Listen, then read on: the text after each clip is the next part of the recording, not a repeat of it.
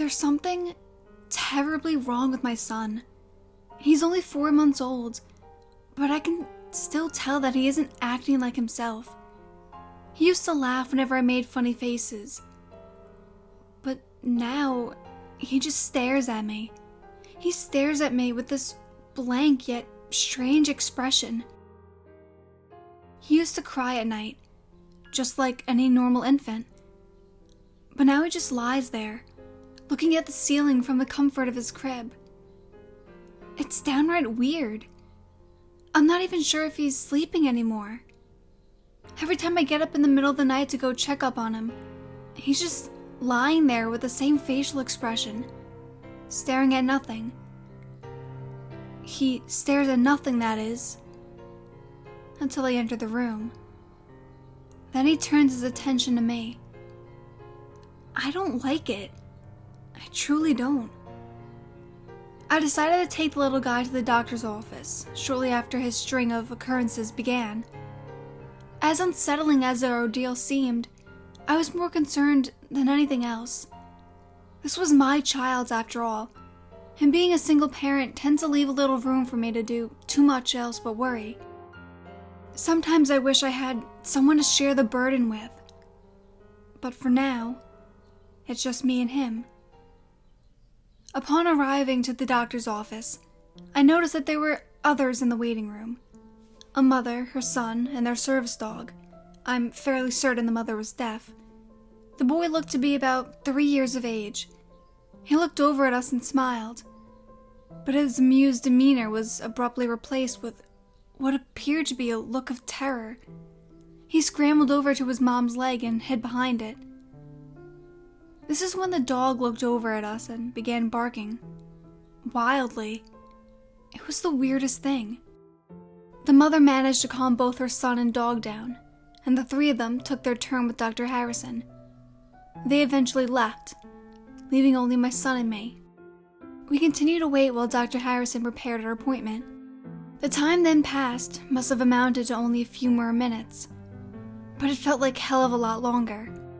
I could see my son staring at me out of the corner of my field of vision.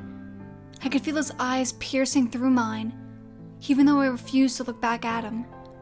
I can't explain it, but an odd sense of anxiety began growing within me. Luckily, Dr. Harrison came out and saved me from my private anguish. It sounds awful, but I cannot bear to be alone with my son any longer. I spoke with Dr. Harrison and explained everything that had been going on, being careful not to tell him about what just happened in the waiting room.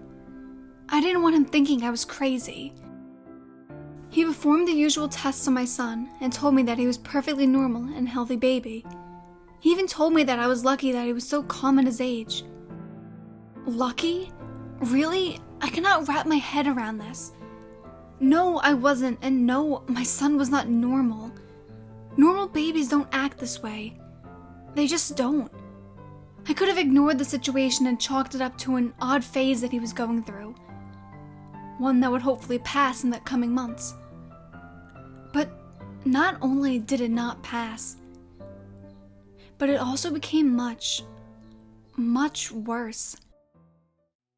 I tucked my son into his crib just a few nights ago and tried my best to ignore that blank glance that he threw my way. I turned off the light and went to bed. This was my normal routine. At roughly 3 a.m, I woke up. I don't know why I woke up at such an odd time. I usually sleep through the night, like a baby, for lack of a less ironic phrase. I'm, however, glad that I woke up when I did, due to what I found upon waking. Well, glad, in a sense. There, on all fours, crawling about on my bed, was none other than my son. How was that even possible? I quickly looked over to the crib. It was just how I left it. There was no way he could have crawled out of there at his age. He surely would have hit the floor with a loud thud and injured himself. So how exactly did he get from his crib to my bed? How? I put my son back in his crib and tried to go back to sleep. I found this task to be nearly impossible, as I couldn't get the image of my son out of my head. When he was crawling on my bed, He was crawling towards me. Not only this, but he still had that blank expression on his face, staring at me as he crawled, his eyes never wavering. He didn't blink, not even once. Why was he crawling in my direction? What would he do when he finally reached me? The questions that filled my frightened brain were too much for me to simply go back to sleep. I stayed up for the rest of that night and spent most of it staring at my son's crib. Eventually, my weariness did catch up with me. Shortly after the sun came up over the horizon, I passed out.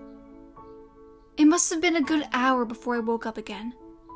After rubbing my eyes a few times and looking over at the crib, I realized something.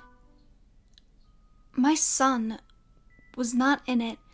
I jumped up quickly and investigated. I tossed his blankets around only to find that it really was empty. He was gone.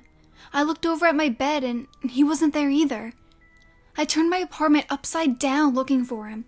I checked every room, every little nook and cranny I could possibly find.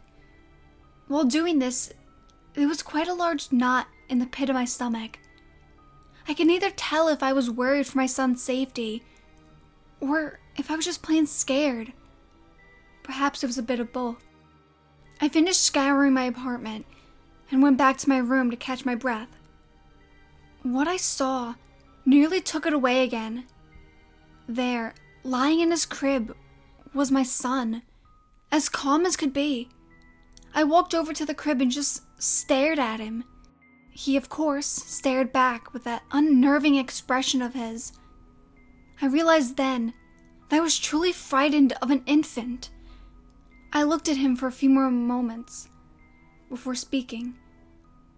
"What are you?"